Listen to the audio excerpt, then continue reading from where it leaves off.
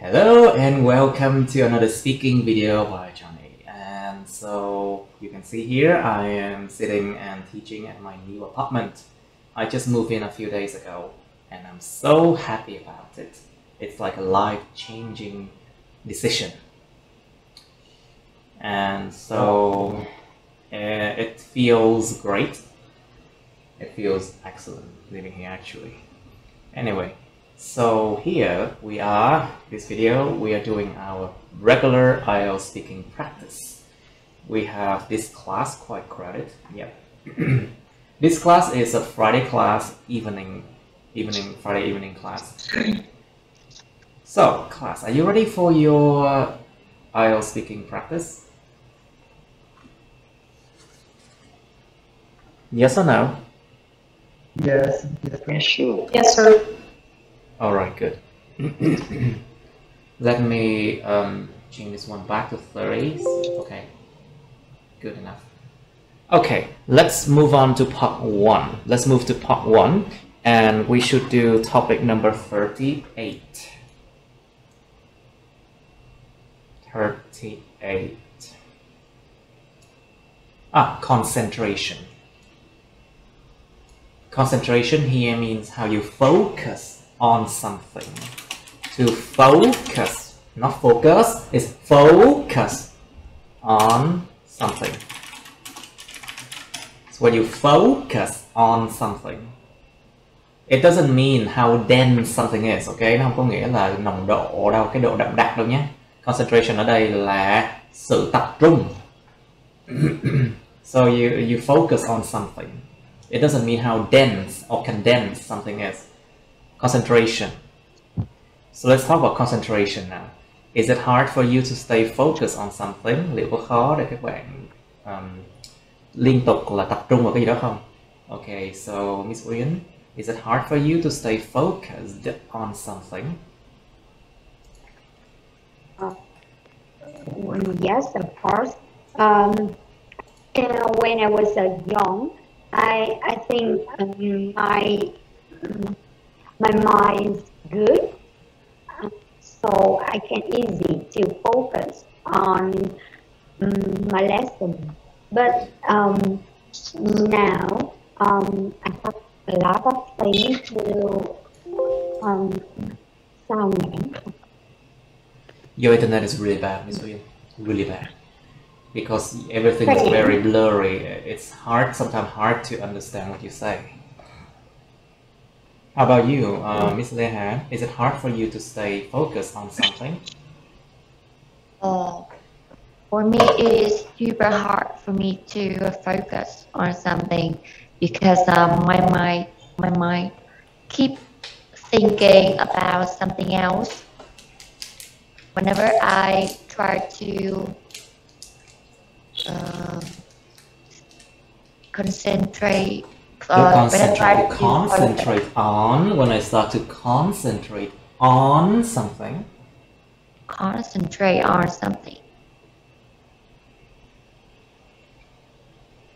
Okay, so Mr. Chikang, please. So is it hard for you to stay focused on something?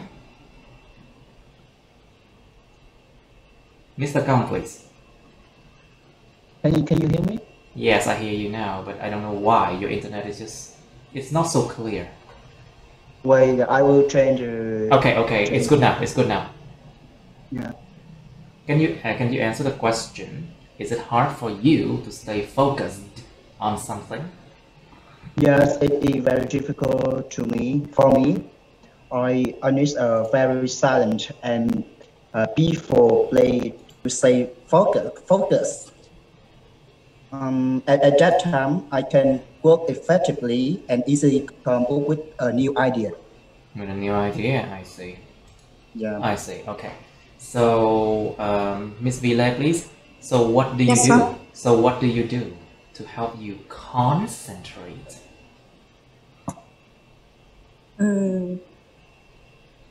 If I have a definite goal, I will focus on everything. I will focus on.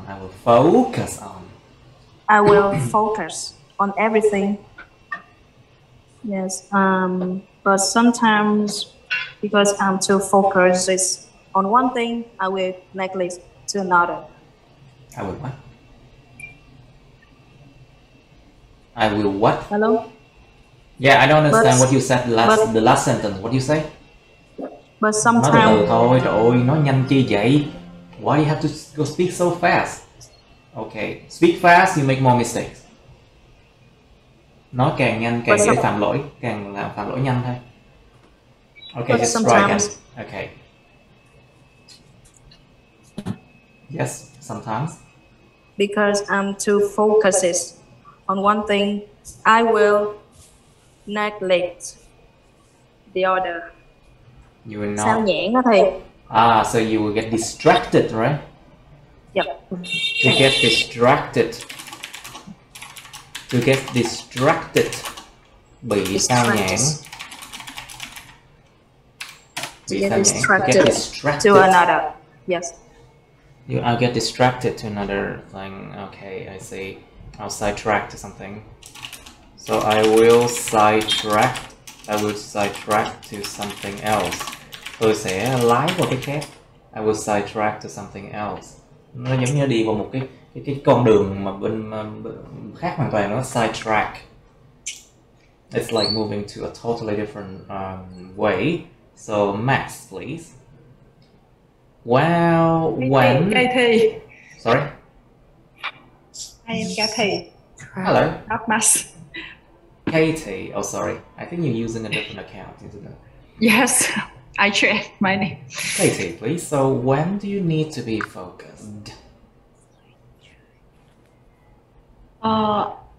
Yes. I need to be focused when I have some idea.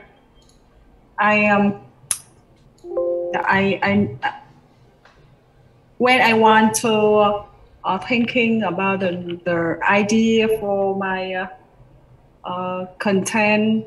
Because content. For my content. Yes. Cái nội dung của tôi. My content. Yes, because I work the same marketing online marketing, you know. So Online marketing.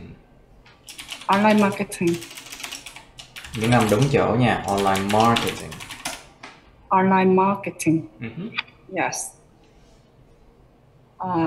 I need focus totally focus. Focus.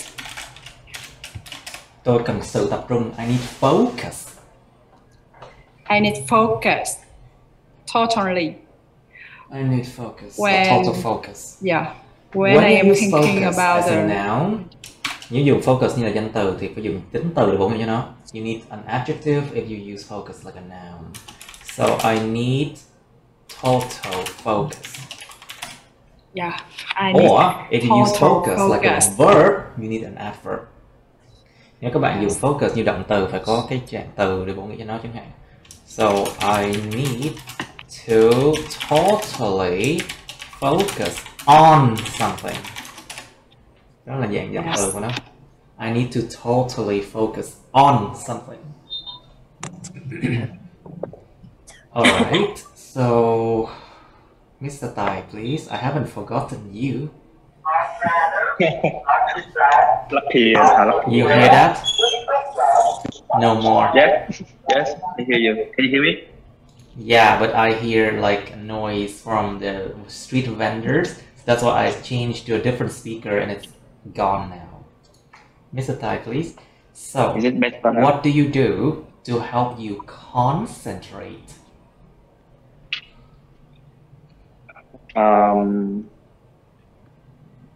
It depends on the situation. What do you mean? When we are working, so for me, I don't want to hear. I don't want to listen music. I want to listen to the music. Listen to the music. I don't want to listen to the music. So if help me focus on my work. Focus. Tập trung, các bạn tập trung vào những cái lỗi sai nè. Stay focused on the mistakes to avoid making them again. Để tránh phạm phải lỗi lần nữa, các bạn phải tập trung vào những cái lỗi đó. To help me stay focused. Focused. Not focus. Focus. To help me focus on my work. Okay. So, what usually distracts you, Mr. Tai? What usually distracts you in your work? Yes. At my office environment. In my office. In my office. In my office. Office. At my office. At my office. Yes.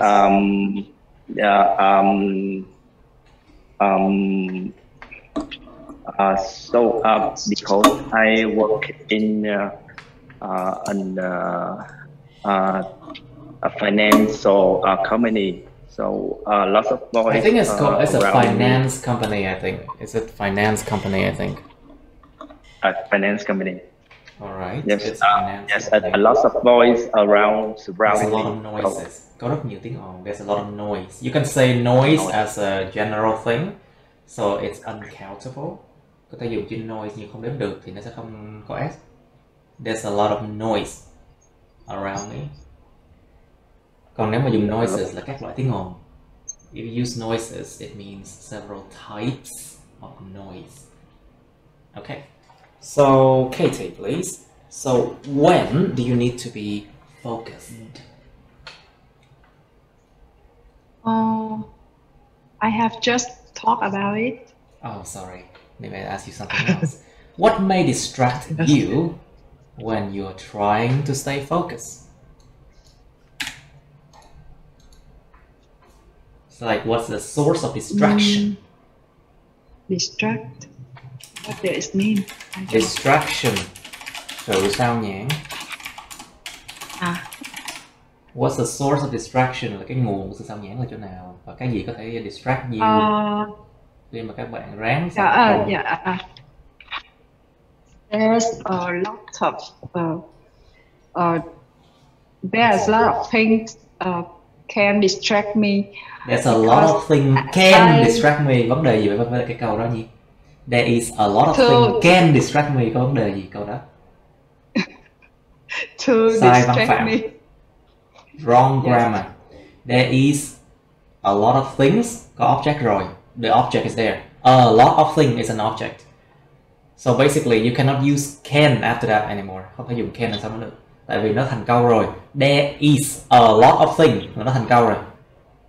There is a lot of things. That is a sentence already. You cannot use can after that. You have to open a relative clause. Phải mở một mệnh đề quan hệ sau đó. Chẳng hạn. There's a lot of things that can distract me. Can distract me. Yeah. Nhớ nha. There's a lot of things which can distract me, or there's a lot of things that can distract me. Yes. Cái vụ thiếu mệnh đề quan hệ rất là phổ biến luôn á, cực kỳ phổ biến luôn á. Vietnamese people often make this mistake. They forget relative clauses. Alright, now let's try Miss Lena, please. So what may distract you when you're trying to stay focused? It may sound weird, but Don't worry about it, nobody's judging. but the quietness may Quietness can sometimes distract you, yes? yes. Whenever I try to focus on something, I decide to work or study at the coffee shop. You know, quietness can sometimes distract people. When it's too quiet, your mind keeps thinking about a lot of things and it's difficult to focus on something. Yes. Đôi khi nó yên tĩnh quá, cái đầu mình cứ suy nghĩ tùm lum mọi thứ mà nó khó mà tập trung vào một thứ lắm. Right. So that's a good answer. Okay. I think it's good if we move on to part 2 now. So concentration is done. Okay, concentration. Let me write down.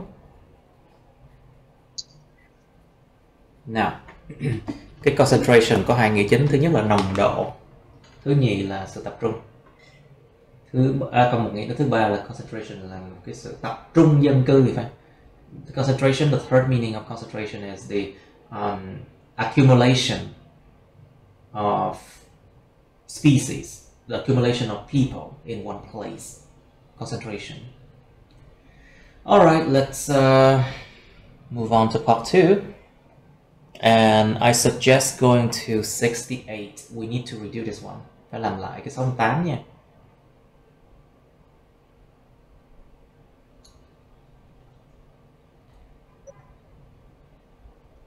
Maybe not. Okay, let's just move on, I think. 67 then. Describe a bicycle, motorbike, or car trip that is interesting. Be careful. Interesting, interested, exciting, excited.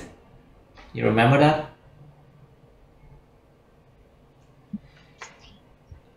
Adjective that contain ed, like interested, for example. It describes the feeling or the status of someone. So I call it the passive adjective. Adjective that is active, adjective, like I call it. For example, interesting. Describe the nature of something. Tính từ chủ động, giống như interesting á, thì nó miêu tả cái bản chất sự vật sự việc. Còn tính từ bị động có ed á, như mình dùng cái chữ bị động, tính từ bị động á, ed á, ví dụ interested, nó miêu tả cái trạng thái của một cái con người, sự vật, sự việc, trạng thái của một con người, hoặc là trạng thái, hoặc là cái cảm giác của một con người. Cho nên đừng có nhầm cái tính từ chủ động bị động này nha các bạn. So don't confuse between interesting, interested, exciting, excited, you know, something like that. Describe a bicycle trip, motorbike trip, or car trip that is interesting. Miêu tả một chuyến đi xe đạp, một chuyến đi xe gắn máy, hoặc là một chuyến đi xe hơi mà nó thú vị. You should say where you would like to go. Các bạn mong muốn đi đến đâu? How you would like to go there. Làm thế nào bạn muốn đi đến đó? Who you would like to go with. Bạn muốn đi tới đó với ai? And explain why you would like to go there by car, motorbike or bike. Và giải thích tại sao các bạn muốn tới đó bằng xe hơi, xe gắn máy hoặc là xe đạp. Okay, that's part 2, okay? Tập trung vào những cái điểm này nha các bạn. Đừng có đi nói lạc đề á. Stay focused on these, you should say, you know. Focus on these 4. Tập trung 4 này thôi. And you have part 3. You remember what you have to do for part 3 class? It's been 4 weeks. Mới 4 tuần không gặp nhau thôi. Okay, do you think people should do a lot of research about their ý ngắn R nè, IR, do you remember that? Their travel destinations before they go. Why or why not? Bạn có nghĩ con người ta nên nghiên cứu nhiều về những cái điểm đến đi lại du lịch, những điểm đến du lịch trước khi họ đi hay không? Tại sao không? Think about what benefit that can come out of that. And if they don't read a lot about the travel destination, what could be the consequences? Không đọc về cái điểm đến du lịch đó thì lúc đến đó có chuyện gì xảy ra không? Sẽ có những cái vấn đề nào hay không? Có dễ bị lừa, bị gạt hay không chẳng hạn? Is it easy to get fooled, to get scammed, for example? And do they know the places they should visit to save time? Có biết nơi nào để đến không? Để tiết kiệm thời gian không? Something like that. You should think about this question, okay? Now, what do you think is the best means of transport? So, means here is a noun that contains s already, okay?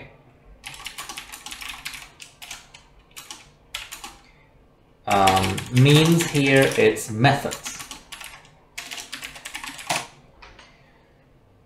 What do you think is the best means of transport on any trip? Means of transport means method of transport on any trip. Why? Bạn nghĩ cái phương tiện mà giao thông tốt nhất, phương tiện vận chuyển tốt nhất ở bất kỳ chuyến đi gì, chuyến đi nào là cái gì? Tại sao? Phương tiện vận chuyển tốt nhất trong bất kỳ chuyến đi nào là cái gì? Xe gì á? Like for what kind of car, what kind of bicycle, what kind of airplane, what kind of train, what kind of buses, something like that. And why? What kinds of travel documents should we carry when traveling? Chúng ta nên đem theo những cái tài liệu mà nó gọi là giấy tờ tùy thân, giấy tờ đi lại gì khi mà đi lại. Nhớ cái traveling có nghĩa là cái hành vi mà đi lại thôi nha, chứ không phải là du lịch đâu. Traveling doesn't mean you become a tourist, you know. It doesn't mean that. Traveling just means that you move from one place to another. Di chuyển từ một nơi này nơi khác nó là đi travel rồi. Nó không có nghĩa là du lịch nha, cẩn thận. Traveling chỉ là việc đi lại thôi, chứ không phải là du lịch nha. Should people travel with a lot of personal belonging? Why not? Con người ta có nên đi lại hoặc là đi du lịch với rất là nhiều cái đồ sở hữu cá nhân hay không? Đồ vật cá nhân hay không? Personal belonging means like your suitcases, your bags, your backpacks, everything that you own. You own. Everything that you own. And you bring it with you. That is personal belonging. Tất cả những gì mà bạn sở hữu, bạn đem theo, nó chính là những đồ sở hữu cá nhân. So should people travel with a lot of personal belonging? Why not? So think about the benefits and what is the disadvantage of that. It's like, for example, if you bring a lot of things, you don't have to buy, right? You don't have to buy new. So you can save money. But the problem is, if you bring a lot of things, you cannot travel far. You will become extremely tired bringing everything, which means that you will not have the energy left to visit places.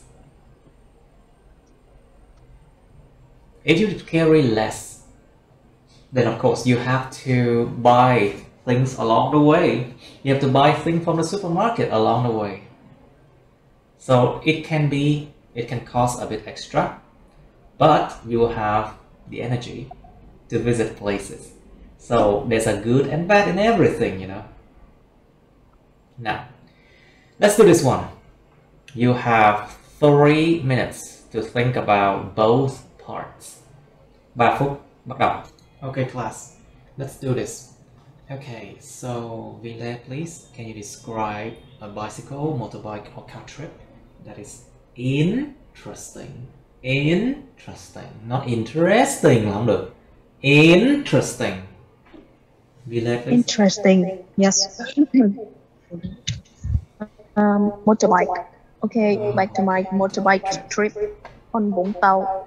I started from Saigon and going through 2 ferries, one from Saigon to Cần Giờ and one from Cần Giờ to Vũng Tàu. That trip was relatively safe. Relatively.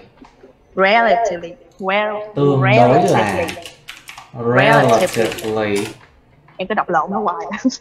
Cứ relatively hoài đúng không? Relatively was relatively safe because safe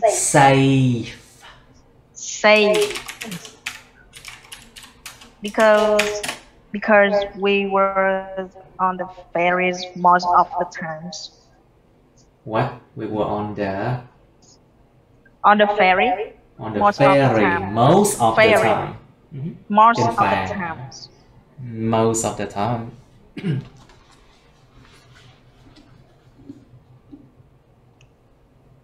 Tiếp đi. Why do you stop? Dạ hết rồi, that's it. What? That's it? Chưa đến 1 phút mà. Chưa đến 1 phút mà. It's not even 1 minute, you know. Yeah, I think it is It's interesting. Interesting. Never mind, because in IELTS you have to talk about a topic for 1 to 2 minutes. So 60 seconds to 120, it's okay. It's okay. Anyway, now, Miss Leha, please. Yes. I really like traveling to Đà Lạt by motorbike. Oh. Because I can have a long chat with my driver and enjoy the view at the same time. That's you can never have when you travel by car or coach. Travel by car.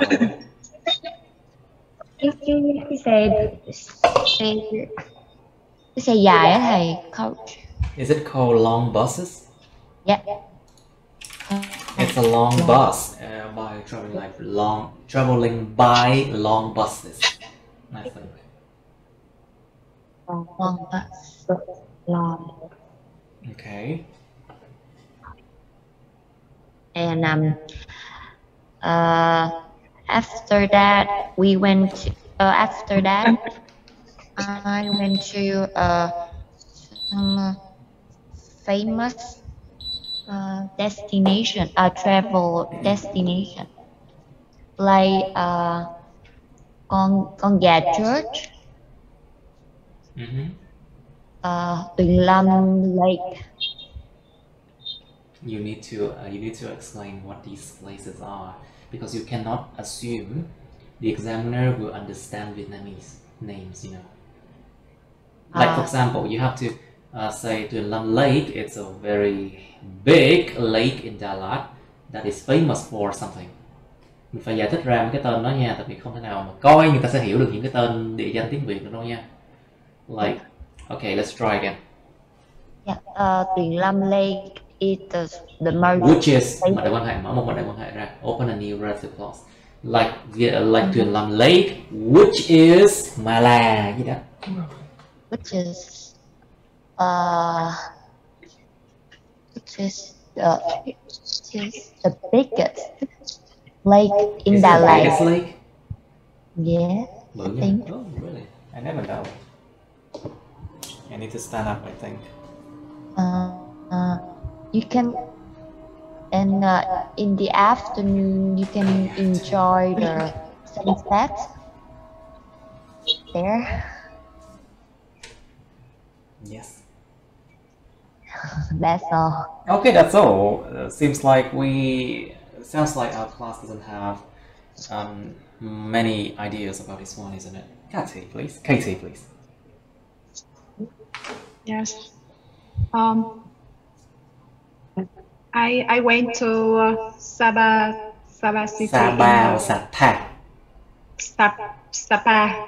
Be careful with b and p. Okay. I went to Sapa city in the north in Vietnam. In the north of Vietnam. In the north of Vietnam. Of Vietnam. I go with my friends. I went to my friend because you are describing something that you did before, isn't it? Are you describing something that you did before in the past, so you have to use past tense? Phải dùng thì quá khứ nha, tại vì đang miêu tả cái gì đó trong quá khứ. Yes, we went to Hà Nội by air, from Hà Nội to Lào Cai by bus and by bus, not bus. By bus. Bus là mũ á, trong kiểu mưng mũ á. Không, xe bus đó thầy, xe bus đó thầy. Cho nên cẩn thận, hai cái này B với P quan trọng lắm nha. Các bạn hãy by bus, not by bus. By bus. Okay. And we hired motorbike for travel around. We hired. IR. We hired. We hired. No. Hired. Hired. Hired. Hired. Hired. We hired. We hired. Nhớ y ngắn R không? Hired. We hired. We hired. We hired a bus. We hired a bike or something. Yes. I think we would like to go around Sapa by motorbike because there's a lot of beautiful sightseeing. You mean a lot of beautiful sights. Còn sightseeing là cái việc đi ngắm cảnh. Sightseeing is the act that you trying to go to places. Sightseeing là việc đi ngắm cảnh. Còn cái chữ sights mà có S á, nó mới là những cảnh đẹp. Cần đi cẩn thận. Okay. Yes. We use motorbike went to đi lên đèo. We use motorbike to go to lên đèo là gì? We used our motorbike to travel uphill. To travel uphill. Đi lên đèo. To travel uphill and downhill as well. Lên đèo xuống đèo nữa chứ, không xuống ha. To travel uphill and to travel downhill as well. Is that all? And the feeling is so exciting. The feeling was I very like it. exciting. Exciting. Cái cảm giác nó rất là exciting, còn tôi thì cảm thấy excited. The feeling is very exciting. But I feel excited. Tại vì cái chữ exciting nó thể hiện cái bản chất của cái cảm giác của tôi. Because exciting explains the nature of my feeling, which is exciting. But I feel excited. Be careful.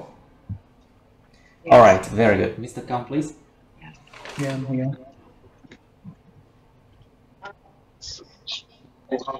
Well, can you hear me? I hear you well. Sorry, can you hear me? I hear you well. Yeah, I'm kind of person who keen on traveling by car. I'm a kind of person who is keen on. Cẩn thận nha, có nhiều cái nói quá nhanh mà nuốt từ. There's a lot of things that you are going too fast and it's not clear enough. Remember, being clear is much more important than being fast in IELTS. And being fast, it will not give you a better grade. Nói nhanh càng chết chứ không có thêm điểm đâu nha. Try to slow down. Mr. Kong, please. Can you try again? I'm kind of person. I'm a kind of person. I'm kind of person. A kind of person. I am cái loại kind of người person. mà, tôi là cái kiểu người mà. I'm a kind of person. I'm kind of person who keen on traveling by car. I have taken many car trips before. The one have given a deep impression on me is that Châu Đốc on Tết holiday. Châu Đốc during Tết holiday. Yeah, of course I couldn't take that car trip alone. Alone or along? Alone. Alone or along? Alone. O-N. Alone. O-N. Alone. Alone. Một lần nữa.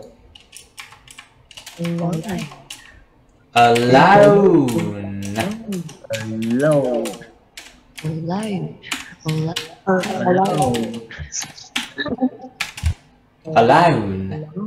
Alone. Alone. Alone. Alone.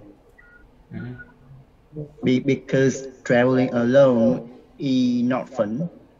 On that It's never occasion, fun. You have to travel with people, and you have to talk and chat. You have to talk about a lot of things. Otherwise, so boring, you know. yeah.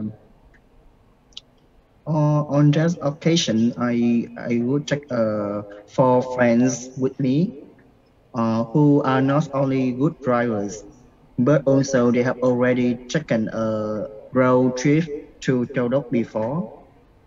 A what trip? A road trip, right? A road trip, yeah. A road trip. A road trip. Nó nghe không có rõ ràng cái từ đó. It's not clear enough. A road trip. A road trip. A road. Old. A road trip. Oh, a road trip. To Châu Đốc before. Châu Đốc. What is Châu Đốc? Châu Chưa giải thích. You haven't explained. To Châu Đốc. Châu Đốc is Ear is Ear is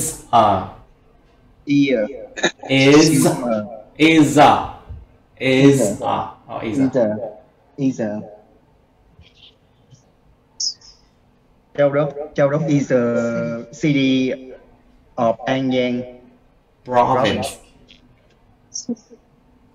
Yeah. Okay, and now you have to explain where An Giang is. An Giang. Okay, let's just say Châu Đốc. It's a city in the south of Vietnam. Let's just say that. It's near Cambodia. Nó là một cái thành phố ở phía nam Việt Nam thôi. Why do you have to say thuộc tỉnh nào? Mất công nói tỉnh nó nằm đâu. Luckily, I didn't rent a car because my friend have a car. Okay, and then it took me about more than 5 hours from Ho Chi Minh City. 5 hours. More than 5 hours.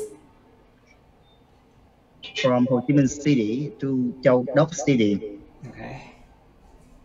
Well, I wanted to take this trip to Châu Đốc City on that holiday by car because a car trip would allow me the flexibility.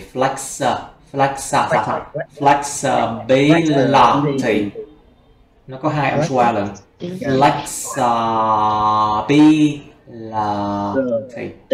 Flexibility.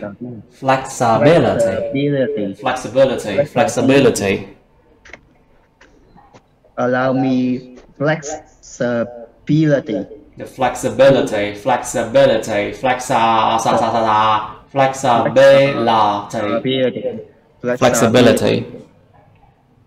Flexibility.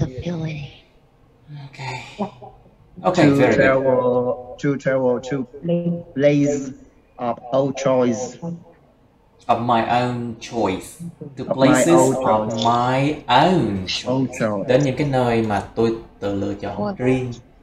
To places of my own choice. Own. Lại nữa là O-N thôi. Own. My own choice. Of my own choice. Okay, Miss Uyên, please. Can you describe a bicycle, motorbike, or car trip that is interesting? Yeah.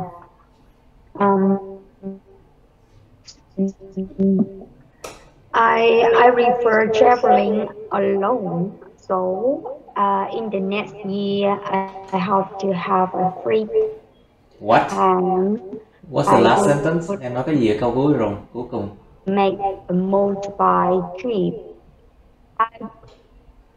I would make a motorbike trip from Đà Nẵng to Huế. Có thầy nghe được không thầy? From Đà Nẵng to Huế, yes, okay.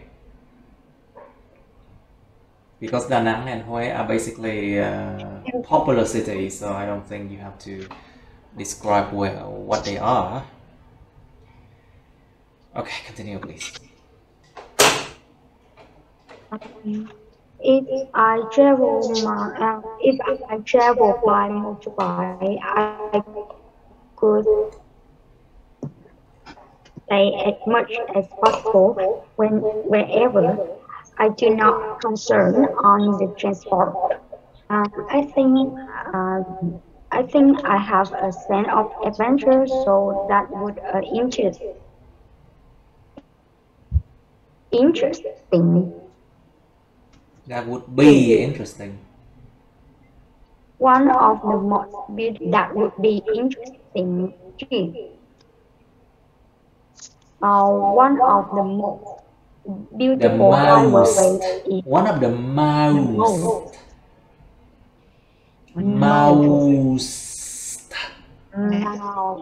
The most chứ phải là most không được. Most. M-O-S-T. Most. One of the most beautiful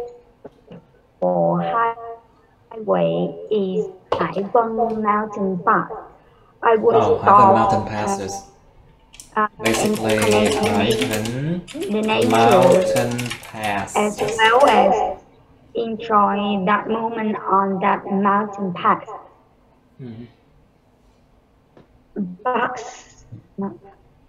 And Hương River, which means perfume river, located in an Asian city.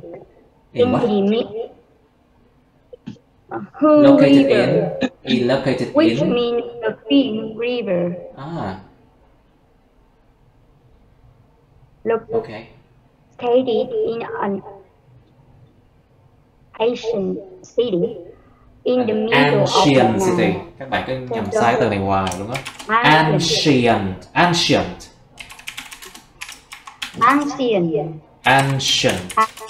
Ancient. Cổ xưa. Ancient. Còn cái từ mà còn cái từ châu Á thuộc về châu Á là Asian.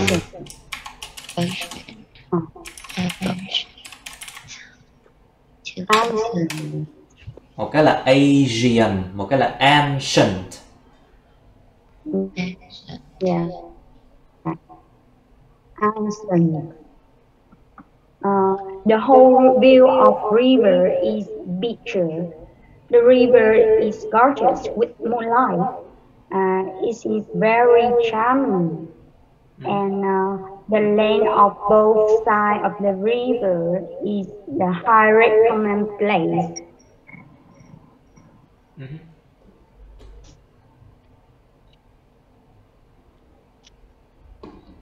Okay. Alright, good enough. Now, did I miss someone? Thầy có quên ai chưa nói không? Okay, Miss Tran, how are you? Hello, Miss Tran, are you there? Yes, hello, thanks. Okay, so what took you so long? You should have been here like an hour ago. Anyway, let's go to part 3 now. So, Miss Tran, what do you think is the best means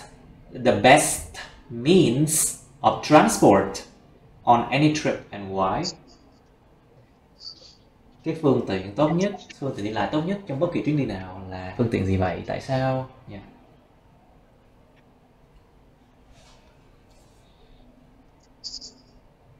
Miss Tran? Yes. It is.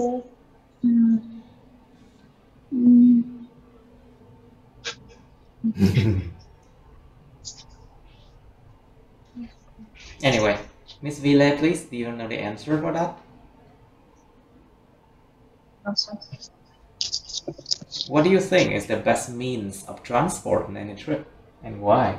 Like airplane, train, car, buses, boat, bicycle, anything? Yeah. I think the car is the means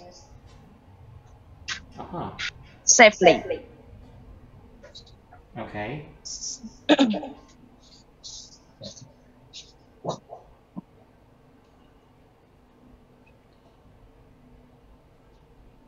Đây là part 3 nha các bạn. This is part 3. You have to talk a lot. You have to reason, discuss.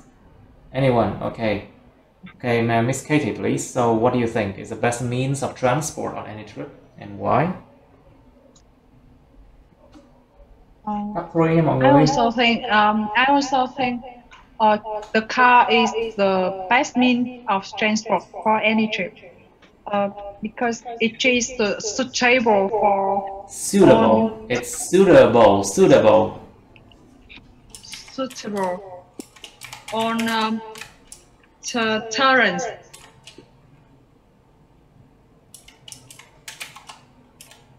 Terrains, you know terrains. Okay. Yeah. What else then? Còn gì nữa nhỉ?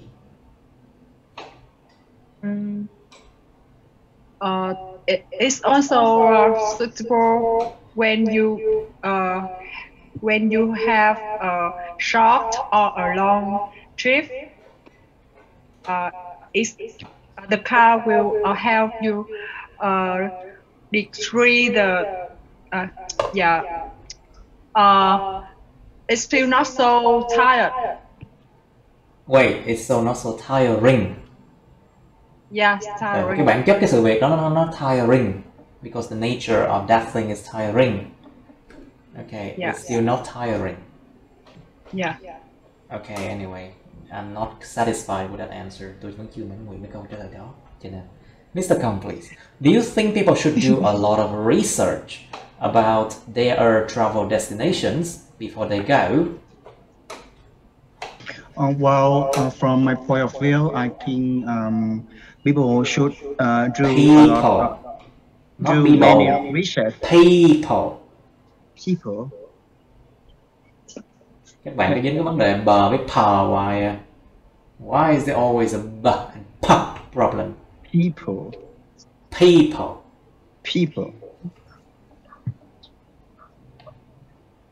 Research about their destination before they go. The first reason is that the first reason is that chứ không phải là tại sao có thiếu âm hoài vậy? Is that nha các bạn. Is that okay. They know exactly where they go and they can book the hotel or the motel. Okay. And they know the price on this place, and also they can compare. They can compare with other place, and make the best choice. Okay. And second thing, the second reason is that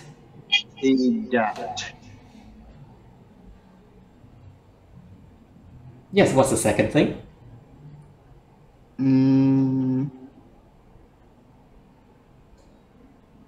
About when you know where you travel, you will prepare your finance. Prepared.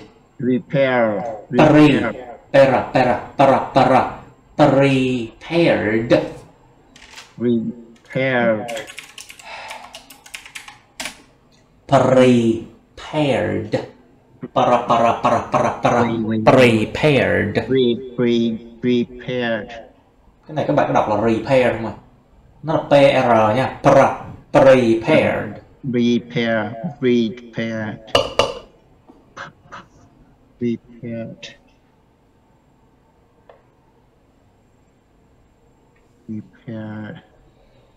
Okay, good enough. Thank you. Now, so Miss Uyên, please. So, what kinds of travel documents should we carry when traveling?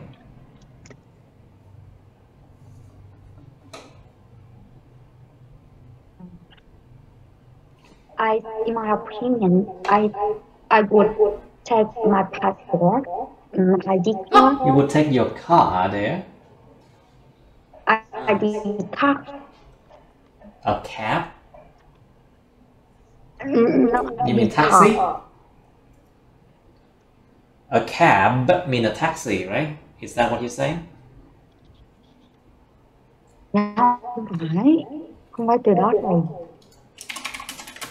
So what do you mean then? ID card. Cái chứng minh nhân dân đó này. An ID card. Card. ID card. Đó, các bạn thấy không? Cái vấn đề về phát âm cuối á, nó làm ta hiểu lầm hoài luôn á. The problem with the last sound, you know, a lot of confusion. What do you mean? It's ID card. ID card. Mm-hmm. And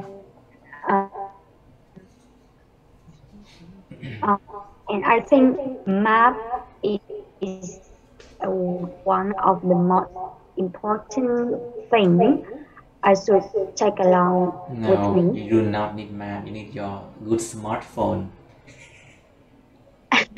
You need a good smartphone. You don't need map anymore. Come on. Who needs maps these days? You need a smartphone.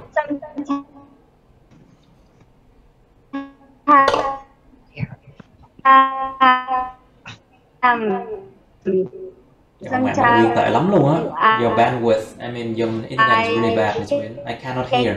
So I need a map. I just Google Map. Google Map is the best, yeah. Cái mạng á. Rồi cái mạng nó tệ lắm luôn á, tại vì cái cable, hai cái đường cable lớn nhất luôn, nó vẫn có vấn đề, vẫn chưa sửa được. The two biggest cable leading from America to Vietnam, international cables, is still broken. Both of them. One broken, one is problematic right now, so it's really bad. I'm sorry, Miss Uyên. Now, so Miss Tai and Miss Nhã, are you still there? Mr. Tai, please. Yes, You have been following this lesson, so let's answer the last question. Mr. Tai, please. Should people travel with a lot of personal belonging? Why not?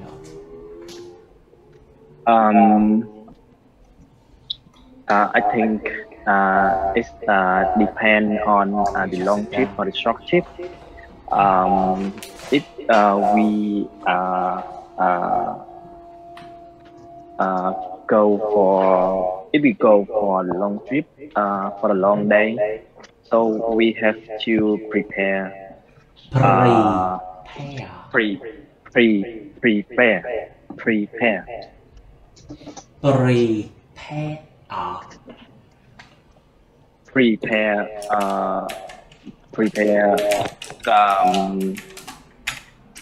Enough clothes for our trip, and if we are go for the short trip, so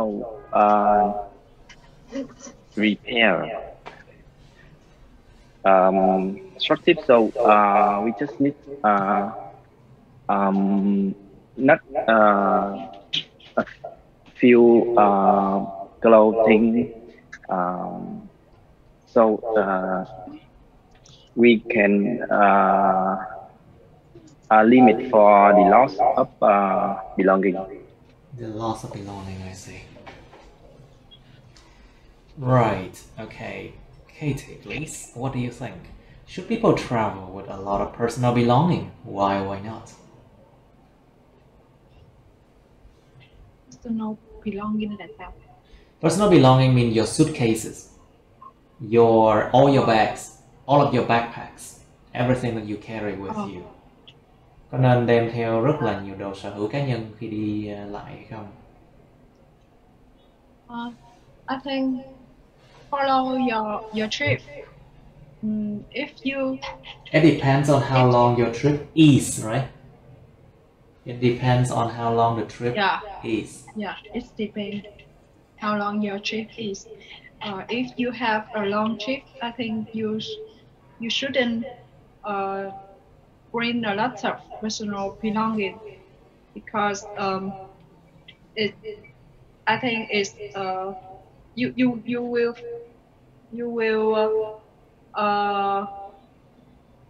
feel a lot of personal belonging.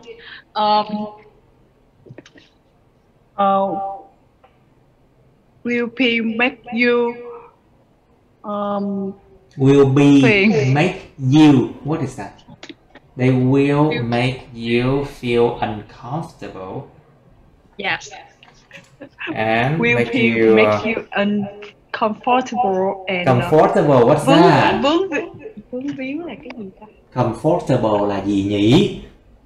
Uncomfortable, Sao các không bạn? thoải mái. Comfortable.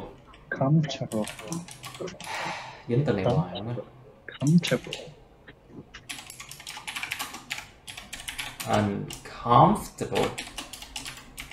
Yes, uncomfortable and No. cumbersome. Comfortable. 3 âm thôi. Feel cumbersome. Cumbersome means like vướng víu, bận bịu, vướng víu cái này nọ. Cumbersome. Dạ, cumbersome. Ủa, em tra trên từ điển đó là bờ r á thầy. Cumbersome, I think.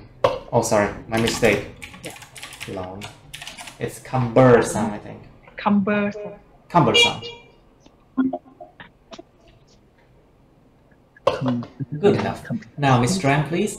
So, do you think people should do a lot of research about their travel destinations before they go? Why not?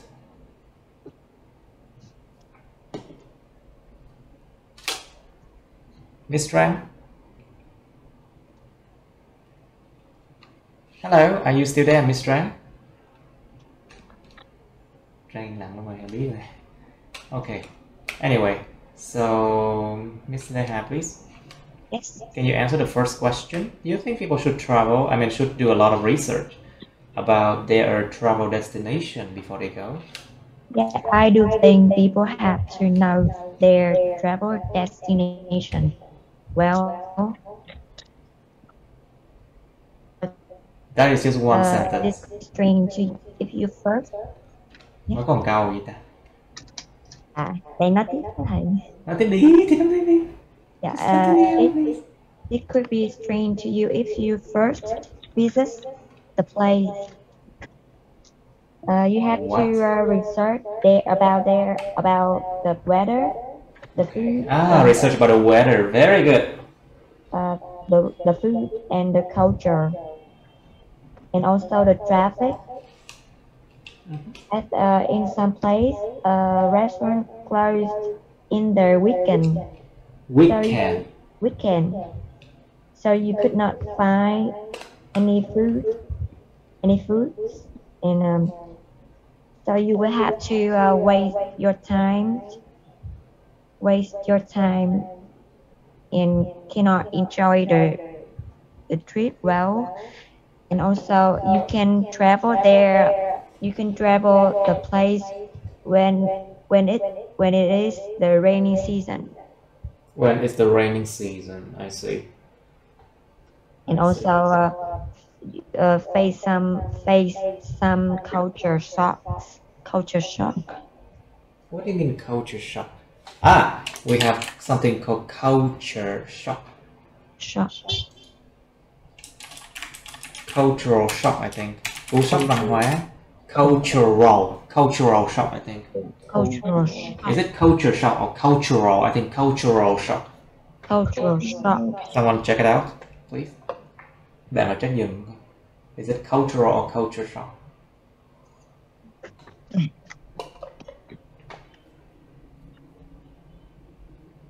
But I think it's cultural shock. Alright. To avoid cultural shock. Exactly. So I think we can try to do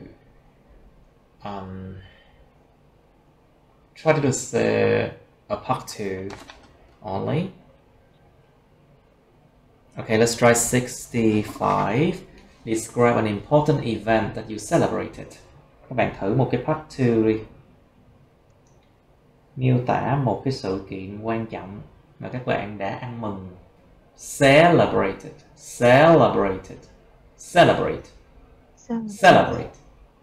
Celebration. You should say what it was in the past, so quá khứ. Nó là sự kiện gì vậy? When it happened. Nó đã diễn ra lúc nào? Why it was important. Tại sao sự kiện đó lại là quan trọng? Explain how people felt about it. Giải thích là con người ta cảm thế nào về điều đó. An important event that you celebrated. Một sự kiện quan trọng mà các bạn ăn mừng. You have... Oh, it's culture shock, right? Culture shock. Yeah, I think culture shock. Sorry? I think it's culture shock. Yeah, culture shock. Alright, you have 2 minutes to think. And we have until 7:30, okay? Because I have to teach another class now. But anyway, let's try. Ladies and gentlemen, now, so Mr. Kong, please, can you describe an important event that you celebrated? Quá khứ, past tense. Yeah. I would like to talk about... Go directly to the question, please. Sorry? Get into it. Just get into it, please. Now. I would like to talk about the time I held a birthday party for my younger sister. What? Younger sister, is it? Yeah. Younger sister, what's wrong with that? Younger sister. Sai rồi. Younger sister. ST cơ mà. Younger sister. Hold a birthday party for my younger sister. It was back in 2026. Well, when she passed the university entrance exam. Pass or pass? Pass. Once she passed university entrance exam, right? Yeah. With a high score. With a high score.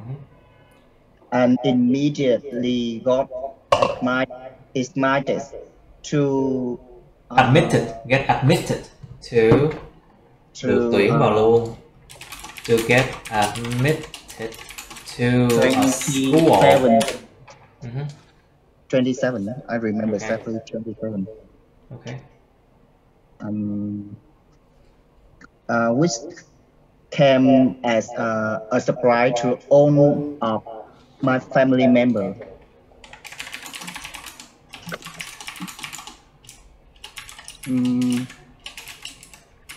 I celebrated her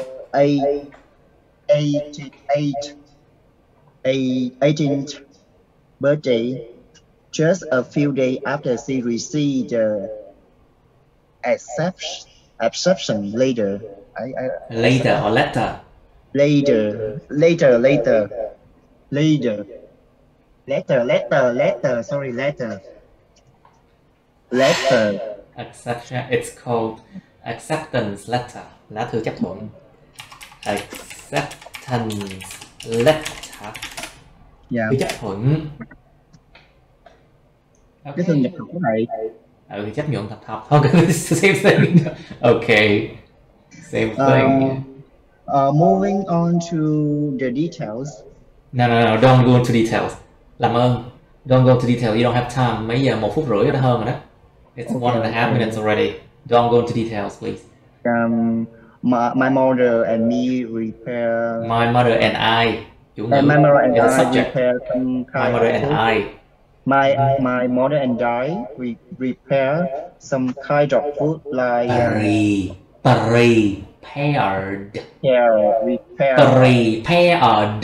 prepared. Yeah, I always have to go with this word. Prepare. I will write it later. Yeah. No. You practice now. Prepare. Professional, not professional. Prepare. Good God. Lạy Chúa. Anyway, good now, Mr. Kong. It was good enough. All right, let me ask Miss Tran, please. Are you ready to describe an important event that you celebrated? Yes.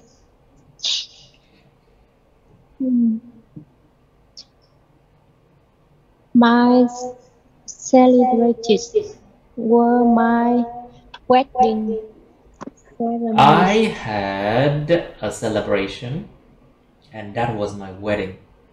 Wedding Ở đây có ceremony. một cái lần mà ăn mừng, và đó chính là cái đám cưới của tôi. I had a celebration, and that was my wedding.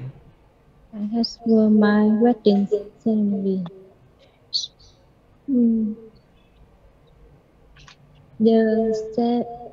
The ceremony took place at a hotel. Okay, it took place at a hotel. Yes. Center in the city.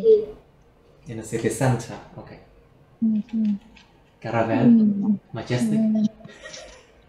Okay, I was like, continental, caravel, majestic. Something. Okay, I was trying with the name of the hotel. Please continue. Me and my husband. I and my husband. Chủ ngữ nha, đóng vai trò chủ ngữ. Subject. I and my husband. I and my husband joined Venus because it has cozy and romantic space.